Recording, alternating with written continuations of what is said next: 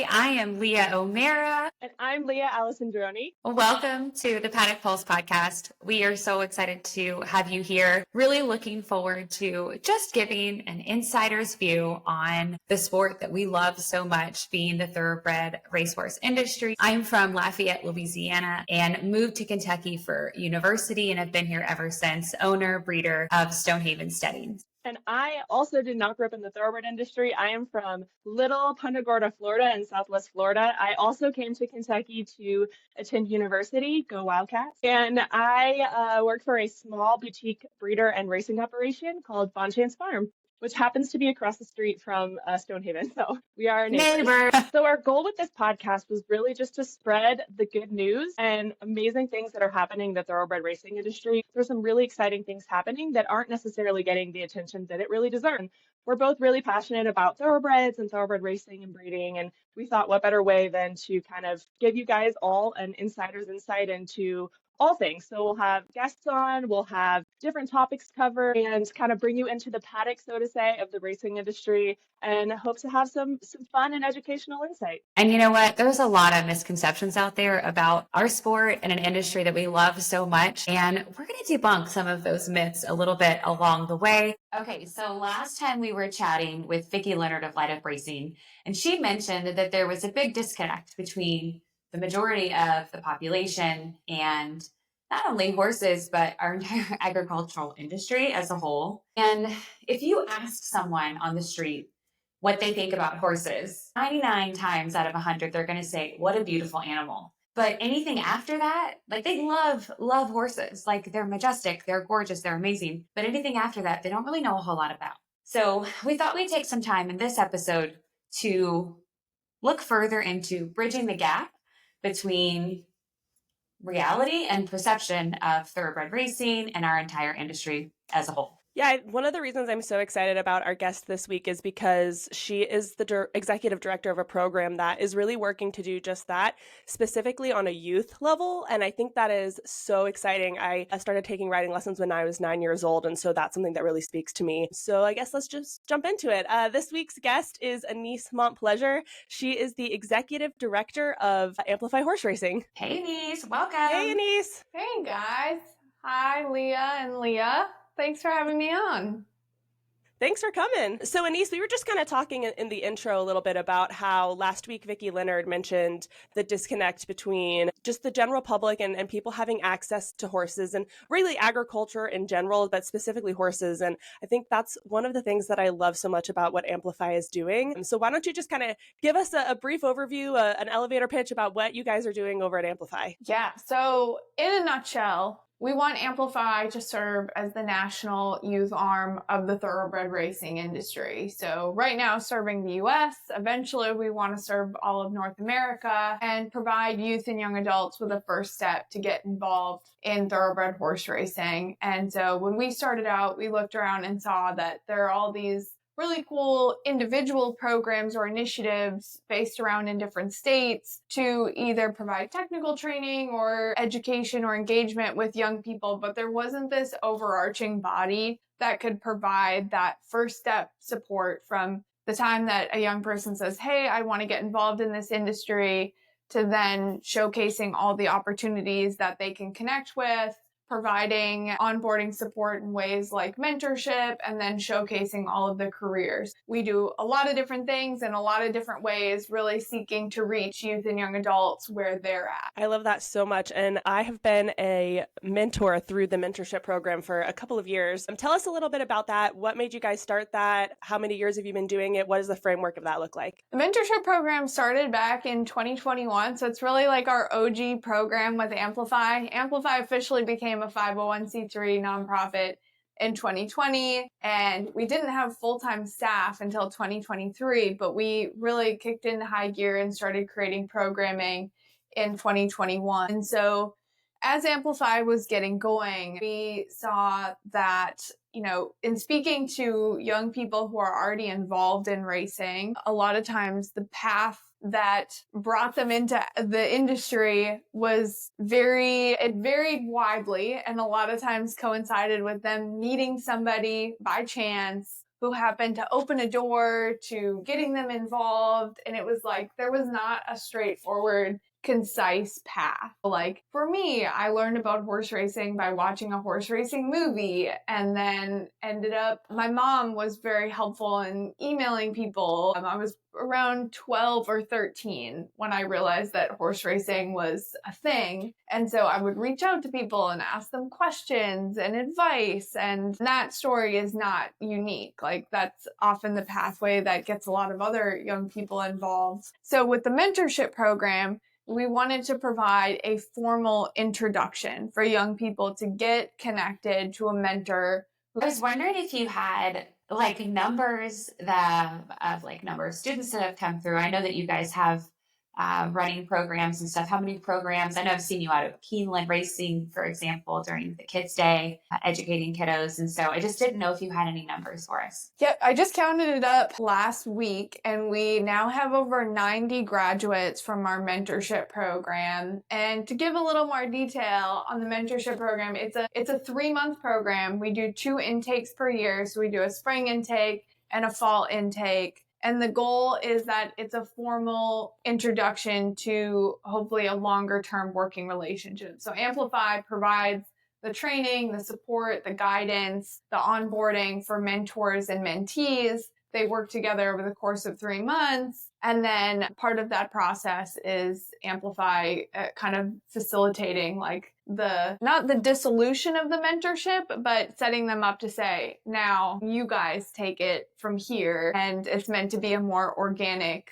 mentorship. So this intake of the program, we're currently in the midst of our spring session. We have 10 mentor and mentee matches. Last year we had 19 total. So we'll usually be between 19 and 25 per year, which is a pretty comfortable number for us. Although we've really been bolstering the program. We're hoping to get up to more like the 30 mark per year would be awesome. And we're adding some new technology and resources to make that match process a little easier and help us do that. So we're up to over 90 mentorship program graduates. Last year, through all of Amplify's programming, our estimation of the number of people we would have interacted with, and by interacted, I mean in person, like had an actual conversation, not just totaling up, all the people at events that we attended, around 28,000 people across 8 different states. And Well, that's amazing. That's amazing.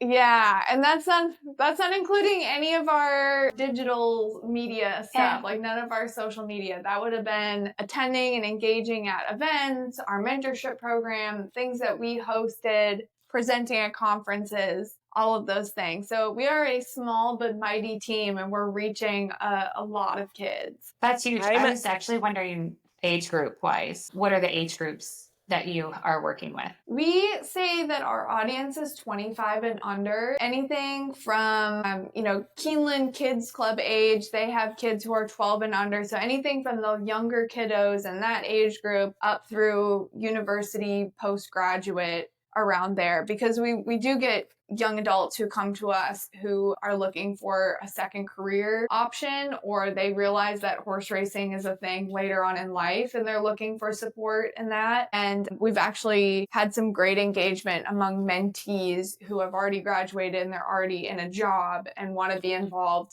in racing in another capacity. And I think that's really important for the industry to think about is, we like to focus on youth, like the under 18s. But by the time somebody's in a job and they have a little bit of extra income, that's when they can start being involved in racehorse ownership or thinking about getting an off-the-track thoroughbred and being involved in aftercare. So even though one of our main goals is building the workforce and introducing career, at the highest level, we want somebody to leave their interaction with Amplify pursuing a career in the industry. But ultimately, we want them to leave having a better understanding and a greater appreciation for the thoroughbred industry in general.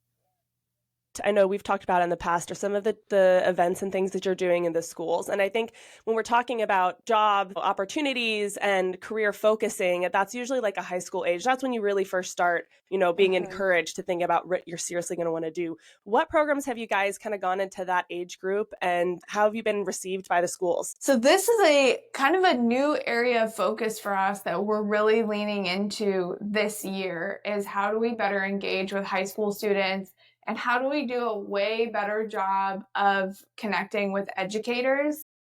And to give some backstory to this, last summer, we worked with the Illinois Thoroughbred Horsemen's Association to help them host a 4-day summer extracurricular program at Hawthorne Park. And we worked with their local school district to bring out a group of high school students for a 4-day summer program entirely hosted at the track. And so there was a teacher who came with those students each day. And I followed up with him after that event and said, we want to do a better job providing resources with educators so you can be prepared for this experience as well, and you can carry these lessons into the classroom. And how do we do that? So that kind of kicked off a curriculum project that we've been building towards, and we have recently officially kicked off, because I'm not an educator by background. And so I didn't want to embark on writing a curriculum and all that entails without going to experts first. And so we outlined what is basically going to be a week-long lesson plan unit that teachers will be able to bring into the classroom that's focused on the business, science, and careers of the thoroughbred racing industry, complemented by a immersive racetrack or industry field trip, or a visit to the classroom by Team Amplify. And so we've just recently kicked off the actual writing of that curriculum by a real curriculum writer. So I'm not trying to tackle that by myself. And that's hopefully going to be launched by this fall. So we'll be able to be in classrooms in a much more professional way.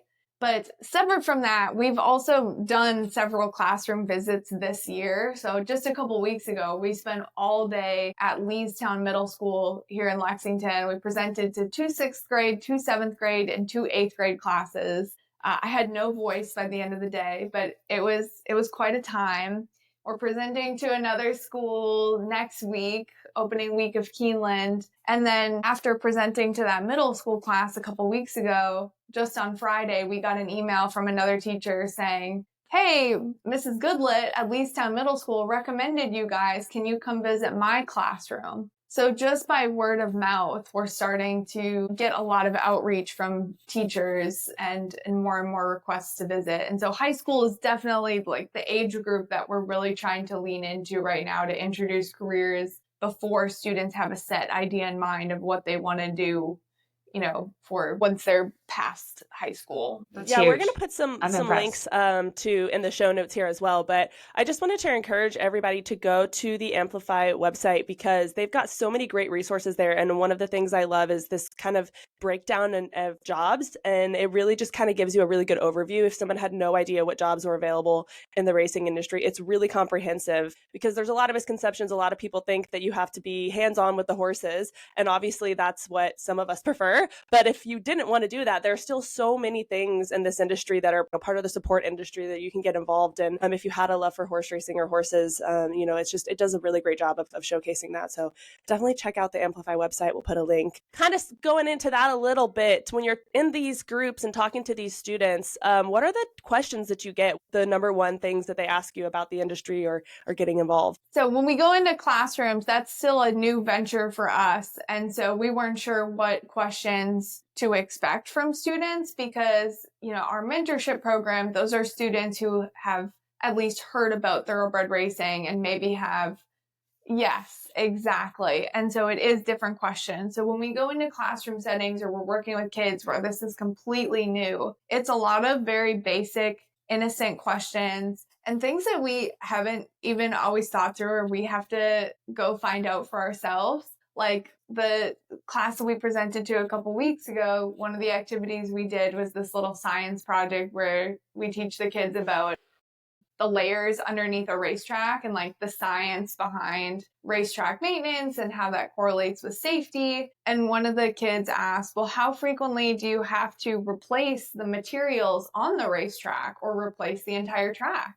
It's like, wow, that's a really interesting question. So insightful. Yes, exactly. Like something I didn't necessarily know. We'll get forced behavior questions or a lot of very innocent things like, do jockeys ever get hurt or do horses ever get hurt? And what happens if that does take place? And those are really good opportunities where when it comes from a place of curiosity, we have a great, great opportunity there to educate and be very honest and say, yes, it is a high risk sport. Injuries do happen. These are the precautions that we take to try to prevent those. And if it does happen, these are the steps that get rolled out in order to, how the medical team responds to it, how the veterinary team would respond to it. So lots of very curious, innocent questions. From the mentorship standpoint, it mostly comes from like, I had no idea that I could even be involved in horse racing.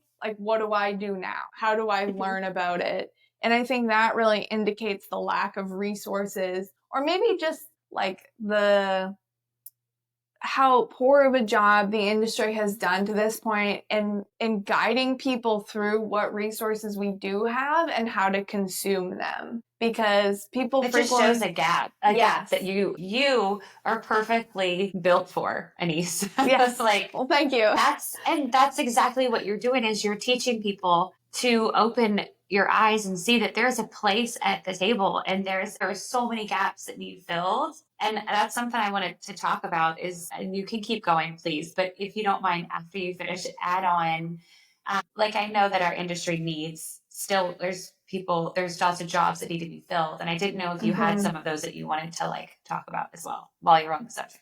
Sorry. No, I think that's great. And that was kind of the extent of the questions. They come from a place of curiosity and, really not knowing what's out there. And so that's where we do have to create those resources or be prepared to share what is out there. And in terms of jobs, and what is most in demand, I'm sure on most farms, on most racetracks, it is going to be hands-on jobs and a lot of entry-level positions. So people always need hot walkers, they need grooms, they need exercise riders. And it is tough for young people to find the right training pathways to gain the experience to do those jobs. Because another thing we haven't quite found the solution to is if there's a young person who really does want to, say, work as a groom, but they haven't handled horses before, we don't have a hands-on training program that student can go to. Yes, exactly. We're getting there. We're getting there. So there are definitely gaps.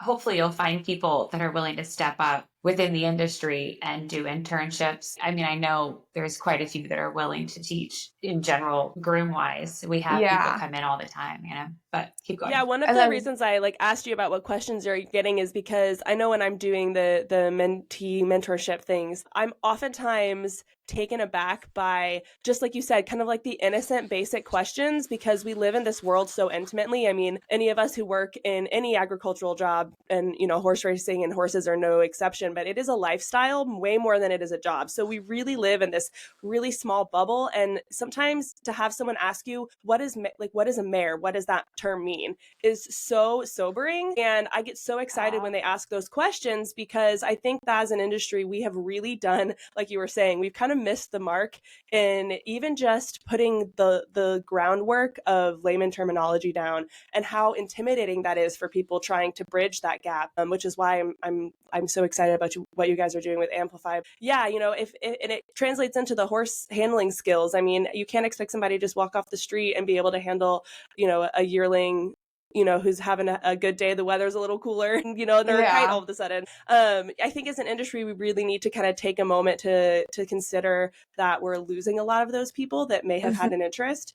and how we can kind of get them on board and offer programs. And like you were saying, Leah, even if it's just an internship and being willing to have one good person on your farm who can teach well, give a newcomer some time, a few hours a week. I mean, all of these things are things that we can do right now and don't need, official structures, even though obviously those are great. And we're going to dive into very briefly another list of other places where you can go to probably get exactly what we're talking about, hands-on skills. So there's more than just Amplify out there for you to lean into. So stick around after a little bit later, we're going to talk about that. And as Amplify grows, we really want the organization to provide a structured pathway, to actually have a linear pathway for people to get involved and gain experience. And it starts with having initial exposure, having a touch point where you get engaged with the sport, such as through in-class curriculum or seeing us at an event.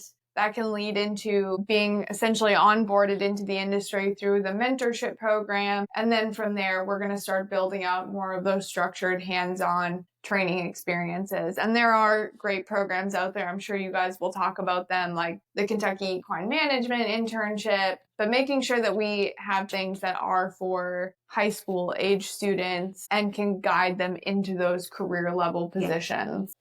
Thank you so much, Annise.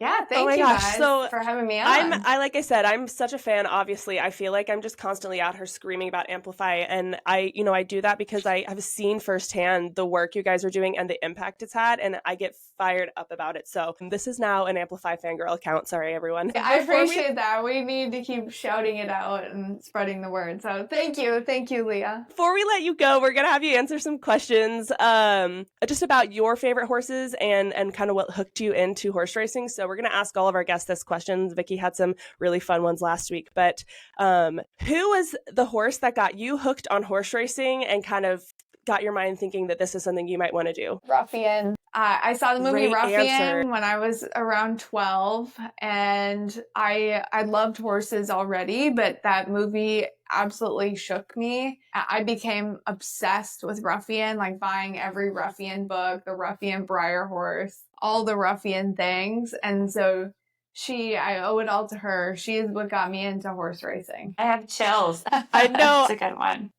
That's one that, first off, I love that both so far, we've only done 2 episodes, but both people have mentioned really, really incredible race mares. And I think that is something that, a lot of us love them because sometimes they get to run a little longer than the boys as well. So maybe we just get attached more, but gosh, Ruffian, what a great answer. Yeah, that was a good one. All right. Looking in just the past few years, we have some really, really great horses. Who is your favorite, either current horse running or like of the last few years? I loved Casa Creed. Speaking of horses that kept running for quite a while, he was just such a cool horse. Every time you saw him in the paddock, he seemed like he just had something almost human about him, where he was just always processing what's going on around him and would give it his all in every single race. He raced until he was 7? I know he just retired last year, but he was a horse that you could really become attached to on the track. I really loved Idiomatic and Songbird and, a lot of the great fillies too. But Casa Creed was one of my top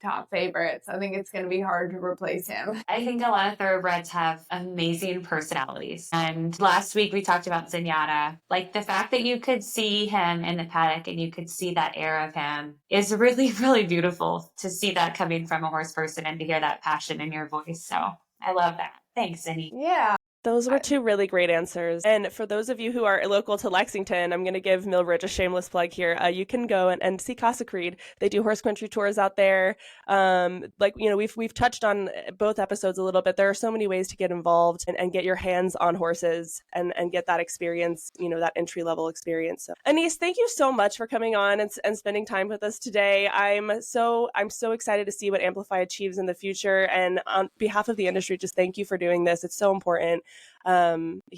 What you're doing is really important. Well, thank you guys. The feeling is mutual. So snaps to you guys for starting a podcast, sharing the good word with, with other people, and also being engaged in, with Light Up and, engaging the rest of our horse racing community and having a strong, powerful, positive voice for itself. So Well done, you guys. We're all fans of each other, and enjoy the rest of the episode. Thank you. Thanks, Annise. See you, girl. Bye, guys.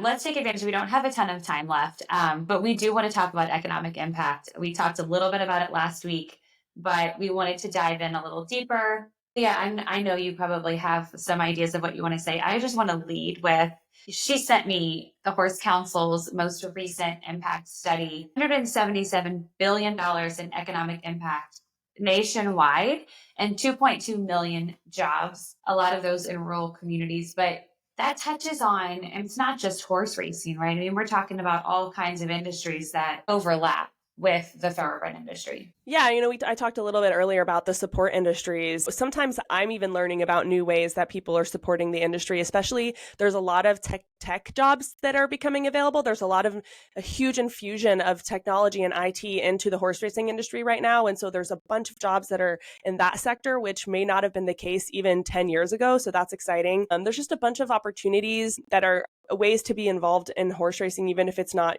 directly in the barn, even though obviously those are really important jobs. But yeah, you mentioned the American Horse Council Economic Impact Study in 2003. We'll put a link to that in the show notes. But there was just some crazy numbers to me. Like in the state of Florida alone, they account for thoroughbred industry jobs, account for over 100,000 jobs. And if you know Florida, like it's not a huge widespread area that these activities are happening in. And, Kentucky, obviously, no surprise here. We have $1 billion, 6.5 billion in direct economic impact. A lot of that is through job creation. There's 60,000 jobs or so in the state of Kentucky, something like 31,000 equine operations alone in the state of Kentucky. I think that was in the 2022 Kentucky Equine Survey. There's just a lot of really cool data. We're going to do a future episode or maybe a few on this because I was an ag econ minor in college and this type of stuff just gets me super fired up. But we'll put links to all of these things in our show notes. We're so nerdy. I love it. We're so nerdy about this stuff. I love those numbers.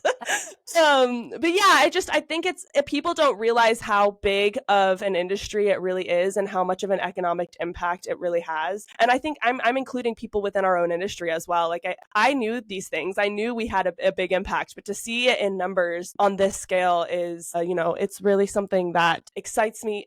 What is happening? Did I just Okay. I think we should include these in the outtakes because honestly, we are fighting for our lives to film this episode this week.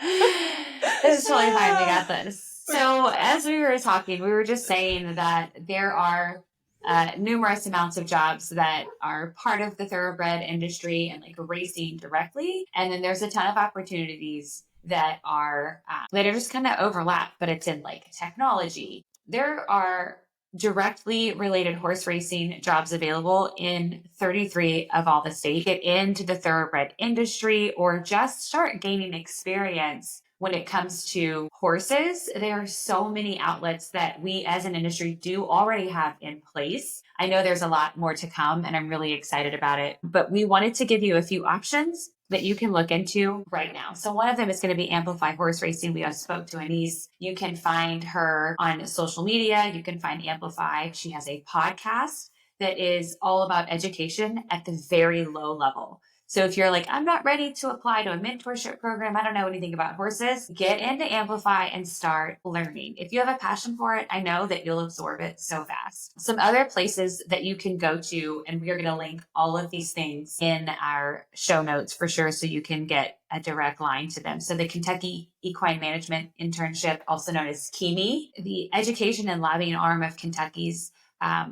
is called KEEP, and they actually have an educational luncheon series, Leah, that I thought was pretty cool, and I kind of want to attend myself. There's also a program called Godolphin Flying Start, which Annise from Amplify did, and Amplify was actually her, what's it called, Leah?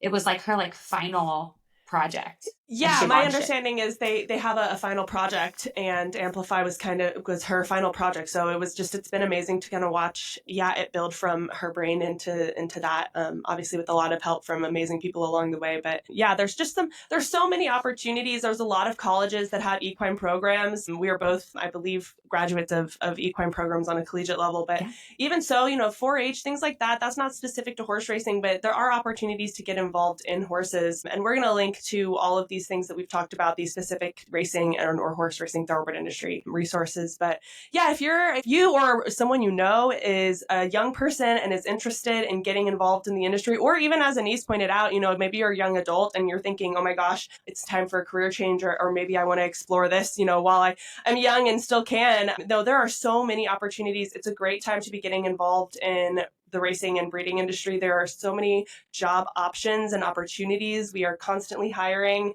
There is a shortage of the workforce right now in our industry. So, there's a lot of people in this industry who are willing to take you under their wing and teach you. And then we still have these programs like Amplify as well. So there's so many options from all over the country. Like you said, Leah, 33 states have racing. So you don't necessarily have to, have any experience at all. I did not have any racing experience when I first moved to Kentucky outside being a fan. I had some horse experience, but I didn't have racing specific experience. So it's really never too late to start. And there's some really great resources out there for you. So we're going to share those and take advantage of them. And you don't have to be in Kentucky or New York or Florida.